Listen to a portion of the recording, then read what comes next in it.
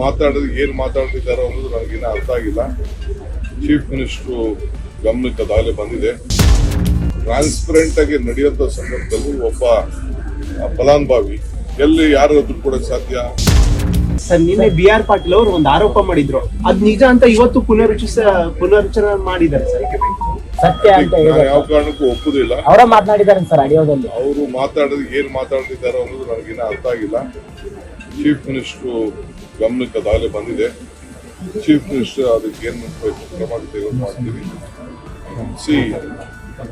Transparent ಆಗಿ ನಡೆಯುವಂಥ ಸಂದರ್ಭದಲ್ಲಿ ಒಬ್ಬ ಫಲಾನುಭವಿ ಎಲ್ಲಿ ಯಾರು ದುಡ್ಡು ಕೊಡೋಕೆ ಸಾಧ್ಯ? ಡಿಸಿಷನ್ ಯಾರು ತಗೊಳ್ಳೋರು? ಪಂಚಾಯತಿಯವ್ರು ತಗೊಳ್ತಾರೆ, ಲೋಕಲ್ ಬಾಡೀಸ್ ತಗೊಳ್ತಾರೆ. ಯಾವ ಸರ್ಕಾರದ ಮಂತ್ರಿ ಅದಕ್ಕೆ ಈ 1.5 ಲಕ್ಷ ಕೊಡುವಂತ ಇದಕ್ಕೆ ಹಣಕ್ಕೆ ಎಲ್ಲಾಗ್ತದೆ? ಯಾವ ಉದ್ದೇಶದಿಂದ ಮಾತಾಡಿದ್ದಾರೋ ಅದು ಸರಿ ಇಲ್ಲ. ನಾನು ಖಂಡಿಸ್ತೀನಿ. ನಾನು ಚೀಫ್ ಮಿನಿಸ್ಟರ್ ಇಬ್ಬರು ಕೂಡ ಬೇರೆ ಎಲ್ಲ ಕೂಡ ನಾವು ಅವ್ರಿಗೆ ಹೇಳ್ತೀವಿ, ಇದು ಯಾವ ಅರ್ಥದಲ್ಲಿ ನೀವು ಹೇಳಿದಿರೋ ಸರಿ ಇಲ್ಲ. ದೇರ್ ಇಸ್ ನೋ ಅಂತ ವಿಚಾರ ಯಾವ ಕಾರಣಕ್ಕೂ ಇಲ್ಲ. ಸರ್, ಮೇಕೆದಾಟು ಯೋಜನೆ ಸಂಬಂಧಪಟ್ಟಂತೆ ನಟರನ್ನ ಯಾರನ್ನೂ ಕರೆದಿಲ್ಲ.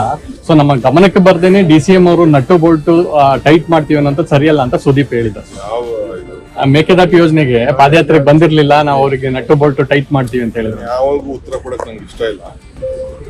ನಾನು ಬಿಚ್ಚೋದು ಬೇಡ, ನಾನೇನು ಮಾತ್ರ ಬಗ್ಗೆ ಮಾತಾಡೋದು ಬೇಡ.